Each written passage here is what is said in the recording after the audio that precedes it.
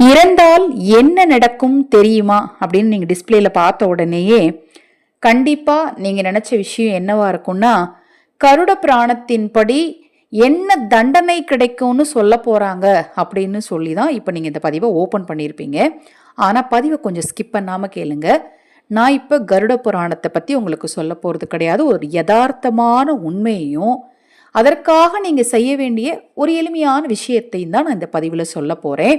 இந்த பதிவு நிச்சயமா உங்க வீட்டில் இருக்கக்கூடிய எல்லாருக்குமே பிடித்த ஒரு விஷயமாவும் இருக்கும். இன்னொன்று, வாழ்க்கை இவ்வளவுதான், இதுதான் வாழ்க்கை அப்படிங்கிற ஒரு புரிஞ்சுக்கிற விஷயமாவும் இருக்கும்.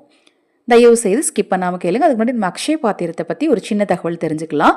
அக்ஷய பாத்திரம் உணவளிக்கும் திட்டம் ரூபாய் 30 மட்டும். ஆதரவற்ற ஏழை குழந்தைகளுக்கும் முதியவர்களுக்கும் தினம்தோறும் உணவளிக்கும் பணியை நான் தொடர்ந்து செய்துட்டு இருக்கிறேன். நிறைய பேர் உங்களுடைய ஆதரவை தினம்தோறும் செய்றீங்க.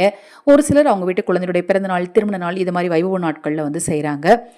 நீங்கள் இப்போ இந்த பதிவை கேட்டுட்டு இருக்கிற நீங்கள் இதில் நீங்கள் எந்த நாட்கள்னாலும் தினம்தோறும் செய்யலாம். அல்லது வெள்ளிக்கிழமை மட்டும், அல்லது ஞாயிற்றுக்கிழமை, அல்லது அமாவாசை, அல்லது பௌர்ணமி, அல்லது உங்கள் வீட்டில் உங்கள் குழந்தைகளுடைய பிறந்த நாள், திருமண நாள், வீடு கட்டி புண்ணிய ஸ்நானம் பண்ணுற அன்னைக்கு, இது மாதிரி விஷயங்களில் விசேஷ நாட்களில் நீங்கள் ஒரு சிறு தொகை ஆதரவற்றவர்களுக்கு உணவளிக்கிறதுக்கு முன்வாருங்கள். மேலும் தகவல்கள் உங்களுக்கு தேவைப்பட்டால் 9344692042 இந்த வாட்ஸ்அப் நம்பருக்கு தொடர்பு கொள்ளுங்க. கணவன் மனைவி பிரச்சனை தீர, கடன் பிரச்சனை தீர, எதிரி தொல்லை நீங்க, ஒவ்வொரு விஷயத்துக்கும் தனித்தனியாக தூபங்கள் அறிமுகப்படுத்தி இருக்கிறோம். அந்த தூபங்கள் பற்றிய விளக்கங்கள் உங்களுக்கு தேவைப்பட்டாலும் வாட்ஸ்அப் பண்ணுங்க, உங்களுக்கு பதிலளிக்கிறேன். உதாரணத்திற்கு ஒரு நபர் இறந்துட்டாங்க அப்படின்னா உடனடியாக அந்த வீட்டில் வந்து கடிகாரம் நின்று போகுமா? கிடையாது. மறுநாள் சூரிய உதயம் நடக்காமல் போகுமா? கண்டிப்பா கிடையாது. அந்த வீட்டில் அவங்க இறந்துட்டாங்க அப்படிங்கிறதுனால தண்ணி குழாயில் தண்ணி வராமல் போகுமா? கிடையாது. அடுத்தது பார்த்தீங்க அப்படின்னா நிறைய விமர்சனங்கள். 4 பேர் வருவாங்க. வர்றதில் 4 பேரில் 2 பேருக்கு அந்த இறந்தவரை பிடிக்கும், ஒரு 2 பேருக்கு பிடிக்காது. அவன் என்னெல்லாம் பண்ணிட்டு இருந்தான், அதான் அவன் செத்துட்டான் அப்படின்னு 2 பேர் சொல்லுவாங்க. ஒரு 2 பேர் எவ்வளோ நல்லது பண்ணியிருக்கான்ப்பா, இப்போவே செத்துட்டான் அப்படின்னு சொல்லுவாங்க. ஒரு 2 உறவினரால் வரவே முடியாது. ஒரு 2 உறவினர் எப்போ தான் எடுப்பாங்க, டைம் வேறு ஆகுதே, பஸ்ஸுக்கு லேட் ஆகுதே, ட்ரெயின் போயிருமே, நாளைக்கு இந்த வேலை இருக்கே அந்த வேலை இருக்கேம்பாங்க. ஒரு 2 உறவினர் வந்து ஒருத்தருக்கு ஒருத்தர் பேசிக்குவாங்க. நம்ம எப்போ பார்த்தோம், அடுத்தது இங்கே தான் பார்க்குறோம் அப்படின்னு பேசிக்குவாங்க. நல்லா யோசிச்சு பார்த்தீங்கன்னா, இறந்த பிறகு நாம் நினைக்கிறோம் நம்ம தான் அந்த உலகத்தில் ரொம்ப கிரேட், நம்மளால் மட்டும்தான் எல்லாம் முடியும் அப்படின்னு நம்ம நினச்சிட்ருக்குறோம். ஆனால் நம்ம இறந்த பிறகு நடக்கிற வேலைகள் அது பாட்டுக்கு ஆட்டோமேட்டிக்காக நடந்துக்கிட்டே இருக்கும். இதுதான் யதார்த்தமான உண்மை. நாம் இறந்ததும் எதுவுமே நிற்க போகிறதே கிடையாது. நாம் இறந்துட்டோங்கிறதுனால எந்த ஒரு காரியமும் நிற்க போகிறதே கிடையாது. நடக்கிறது நடந்துக்கிட்டே இருக்கும். நடக்கக்கூடிய விஷயங்கள், அடுத்தது குடும்பத்தில் நடக்கக்கூடிய விஷயங்கள், நம்மளை சுற்றி ஒரு 4 பேர் கண்டிப்பாக இருப்பாங்க. நமக்காக கண்ணீர் விடுபவர்கள். அவங்க குழந்தைகளாக இருக்கலாம், அல்லது அம்மா அப்பாவாக இருக்கலாம், அல்லது கணவனாக இருக்கலாம், அல்லது மனைவியாக இருக்கலாம், அல்லது ஒரு தாய்மாமனாக இருக்கலாம். நமக்காக கண்ணீர் சிந்துற ஒரு 4 பேர் இருப்பாங்க தெரியுமா? அவங்களுடைய கண்ணீர் மட்டும்தான் கடைசி வரைக்கும் வரும். ஒரு 2 நாள் அவங்களுமே வந்து நம்மளை நினச்சிக்கிட்டே இருப்பாங்க. அப்புறம் அவங்க பாட்டுக்கு அவங்க வேலையை ரொட்டீனாக பார்க்க போயிடுவாங்க. அதுக்காண்டி அவங்க மறந்துடுவாங்கன்னு சொல்ல முடியாது. சில ஏதோ ஒரு சூழ்நிலையோ ஒரு சந்தர்ப்பங்களையோ மட்டுமே தான் நினைப்பாங்களே தவிர, நாம் இறந்த பிறகு நம்மளையே நினச்சிட்டு யாருமே இருக்க மாட்டாங்க. முதல்ல அதை தெரிஞ்சுக்கோங்க. நான் தான் கிரேட் அப்படின்னு நினைக்காதீங்க. நம்மளுக்கும் சினிமா டைலாக்ஸ் அந்த மாதிரி நம்மளுக்கும் அப்பன் ஒருத்தன் இருப்பான் அப்படிங்கிற மாதிரி நாம் தான் சிறந்தவர் அப்படிங்கிற ஒரு அகம் நம்மக்கிட்ட இருக்கவே கூடாது. சரி, நம்ம இறந்தால் இதெல்லாம் நடக்குது இல்லைங்க, இதுதான் நடக்கும்னு எனக்கும் தெரியும்ல, இதில் நீங்கள் என்ன சொல்ல வரீங்க அப்படின்னு உங்களில் யாராவது ஒருத்தர் கண்டிப்பாக நினைப்பீங்க. நான் சொல்ல வர்றது என்னென்னா, தினம்தோறும் நான் இப்போ சொல்லக்கூடிய விஷயங்களில் ஏதாவது ஒரு விஷயத்தை மட்டுமாவது பண்ணிடுங்க. அதில் நான் முதல் விஷயம் ஒன்று சொல்கிறேன், சிரிங்க. யாரையாவது பார்த்து, அதுக்காண்டி யாரையாவது பார்த்து அவங்க வேதனைப்படுற அளவுக்கு சிரிச்சிடாதீங்க.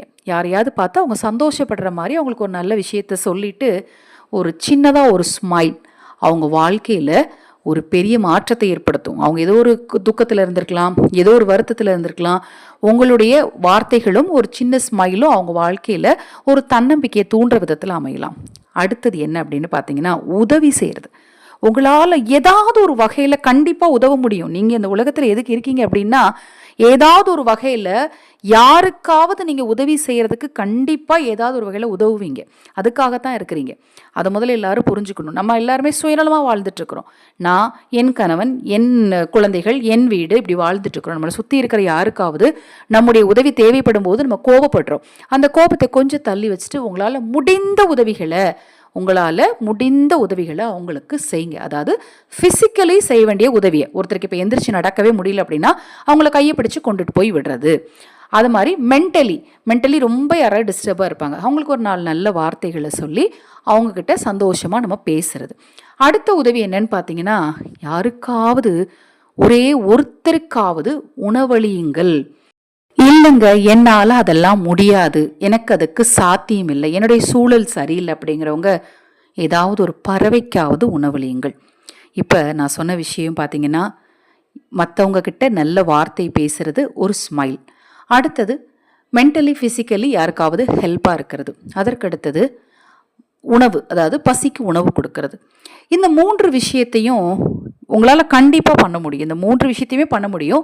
3யுமே பண்ண முடியாதவங்க ஏதாவது ஒரு விஷயத்தை மட்டுமாவது பண்ணுங்க.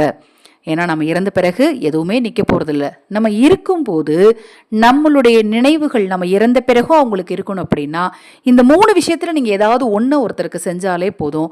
நம்மளை அவங்க காலம் முழுக்க கண்டிப்பாக சூழ்நிலை சந்தர்ப்பங்கள் வரும்போதெல்லாம் நினைத்து கொண்டே இருப்பார்கள்.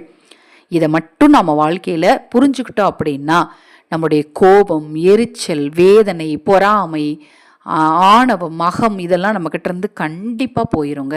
நான் முதல்ல ஆரம்பிக்கும் போதே சொல்லிட்டேன், இது பரிகாரம் கிடையாது, ஆன்மீக பதிவு கிடையாது. ஒரு யதார்த்தமான உண்மையை எல்லாரும் புரிஞ்சுக்கணும் அப்படிங்கிறதுக்காக மட்டும்தான் மகா பெரியவா சொன்ன ஒரு தகவலை நான் உங்களுக்கு சொல்லியிருக்கேன்.